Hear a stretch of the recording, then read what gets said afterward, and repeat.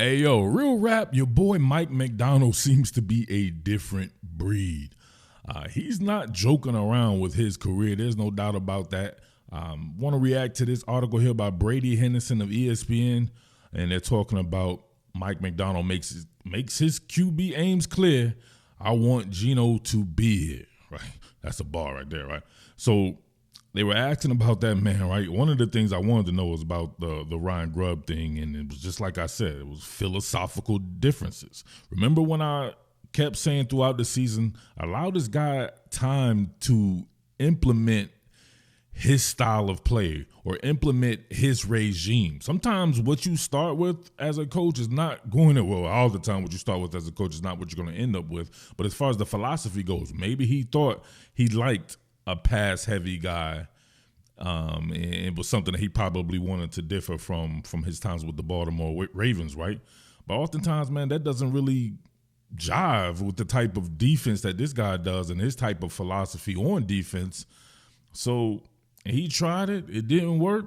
You know what I'm saying? And then move on from there. No use in trying to make it work again next year because you hired Ryan Grubb because of what he did in college, which was pass the ball. So if you feel like that's not the way you want to go, you get a mulligan as a first-time head coach to where you're like, all right, yeah, I want to be a little bit more balanced. Or if not, I want to be more physical, period, right? So with that being said, man, he continues to like Geno Smith, and I know that's going to make a lot of the haters out there aggravated. So obviously last year people were saying, well, you had to keep Geno. Well, no, first and foremost, people were saying Geno was gone, right? It was going to be a new regime. Pete Carroll wasn't there to save him anymore. He was going to be gone. Contraire move for that man was back, right? And Mike Macdonald was riding with the dude the entire year, and it seems like nothing has changed, right? He said, I want Geno to be here. I think he's a heck of a player. I feel like Geno's the best for this team right now. I'll be involved with it. Ultimately, it's not my decision. It's a Seahawks decision, but Geno knows how we feel about him, and we love him as our starting quarterback for sure. Definitely has like some of these throws here, right? Watch your boy Noah Fant here getting wheeled up the field. You get kind of on a trail. Your man Smith and Jigba, right? Mind Jigba, like he's running to the post and in a legit trail position. Looks like your boy DK Metcalf, Dennis Rodman Jr. himself there is maybe running a corner out there. So, but it looks like this was really set up. Or immediately this man understood the coverage and was able to layer that bad boy in there for that wheel route right here. It was a nice throw that led him too. Look at that. Jocka. The thing about that is, right, if it's man coverage, in man on the line of scrimmage actually has to have the running back right here, Charbonnet. You got him widening out, and then it looks like almost like he's slow playing it to be possibly some type of screen pass or something like that. Then he gets wheeled up the field there, right on the edge player. Really good concept there. Widens him out and right between it, and then Noah Fant not going down easily, right?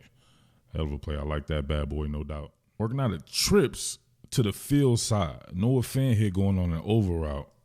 You get a corner route by Smith and Jigba. Then you get a deep dig here by DK Metcalf here. I like this concept as well, pushing the ball down the field. Front-facing play action fake. As soon as that ball hits, cocks and fires Jakob. Your boy getting it to DK Metcalf. Let's see it on this one right here. Motion. Front-facing play action fake there. Then look, see that rhythm and timing on that bad boy? As soon as that back foot hit, right? 1, 2, 3, 4, 5. Hitch up and then deliver, right? Great pocket right here. Half moon theory. Jarrell out there doing the thing. Lakin Thompson, Oluwatimi, LeMayer, Charles Cross. All these boys out there doing work, man. You get this guy a clean pocket, man. You know he can do. He's shooting freaking 70.4% of his damn passes, man. High-ass completion percentage there, despite being in an offense that did take a lot of shots downfield. And, of course, was an offense with a leaky-ass offensive line there as well. So, man, you got to get a guy props for some of the stuff that he does well, right? The interceptions, definitely got to clean that up next year if he's there. However, you can't front on the guy's accuracy, right? And his mechanics and everything. Like, come on. One more game, I had to marvel at this play right here. Look at the breach there. Look at your boy on the spin cycle, then hits and Jakob. Man, good to be able to play it all the way through right here, like unlike the broadcast footage there. But look at that right there. Oh, Lakin Thomas. Oh, Lakin Thomas getting bench press. Something serious, of course, right? He definitely should be gone. Right? What's up with the people talking about they were going against the backups? I'm confused here, right? You see all these guys on the field right here? These are superstars, right? We're talking about Jared Verse, Brayton Fisk here, Byron Young's in here. What's his name? Kobe dude on the inside as well. These are their frontline players right there. And you can tell because Lakin Tomlinson playing like he's playing against a frontline player. Bench press something serious, right? Had him moonwalking on skates on ice. Look at that. But your man able to get skinny through the hole right there. Kobe Turner. Yeah, Kobe Turner's out there as well. What are we doing, man? Those are your frontline players. Stop the bullshit right here. But looking at throwing off of his front foot right here accurately to your boy Metcalf. Good catch right there. Man, I love it. Absolutely love it. Did you know that BetUS has an online casino? I'm talking about live dealers in the whole nine. Everybody who likes to hit up the slot machines, baby, it's time to head on over to BetUS and take advantage of BetUS's amazing sign-up bonus, which would be 200% up to $5,000 and a special 250% crypto sign-up bonus up to $5,000, man. Come on. We all like hitting up the slot machines, and you can do so right from the comforts of your own home at BetUS. Remember, 200% sign-up bonus up to $5,000 and 250% crypto sign-up bonus up to $5,000. BetUS, where the game begins. Cynical people are going to always say that he's just saying that, right? Because they're letting their feelings go through, right, instead of reading what the man says. But I will say this. I never believe anything a coach says, and I always tell you guys that, right? I know plenty of coaches out there, and they have a vested interest in their team, and they have a vested interest in their team doing well, which would include not revealing all their cards. So maybe he says this and he's thinking something totally different. However, his actions during the season lets me know that he really does like Geno Smith, because you had your man Sam Howell sitting right there. They could have made a change, right? The man, same deal with before when they had Drew Lock. They could have made a change. They continue to trot this guy out even when it's clear that he's a little bit injured. So they like his style of play. They just need to be able to marry that. Now, what does that do for this dude whose contract is up next year? Do you extend him? Or, you know what I mean, do you ride it out? It's a tough one right there, because you can say what you want about his age. His style of play is conducive to him playing into his late 30s. You could definitely see him play at this particular level for the next handful of years, right? 2 or 3 years. That could bridge a young quarterback if they're not satisfied with Sam Howell, right? They got to see the man in practice, right? People only think about certain things, but they get to see the man practice. They saw him in training camp and all this and that. And it's clear that they like Geno Smith a lot more, right? Which they should. He's further along in his development. Is Sam Howell good enough? I honestly think, and I said this last year, even with Sam Howell, they should have drafted Joe Milton. I was on that train for you guys, and I said it. And if you see Joe Milton, what he did in the season finale, you would know that he would have been a great understudy and somebody just completely different from a Geno Smith. Sam Howell, very much like a Geno Smith, except you can't really name anything that he does better. He's not more accurate. He does not have a bigger arm. He doesn't have a better frame. None of that. But somebody like Joe Milton just brings something completely different. So bigger arm, more athletic and all that there. So it would have been something to be able to have him behind Geno for 2 or 3 seasons and then have Sam Howell as an immediate backup for a playoff team like the Seattle Seahawks are, right? So, but they go right here. It says, Smith threw 15 interceptions, third most in 17 games, compared with just 21 touchdown passes, or compared with 21 touchdown passes, and his QBR was 21st, right?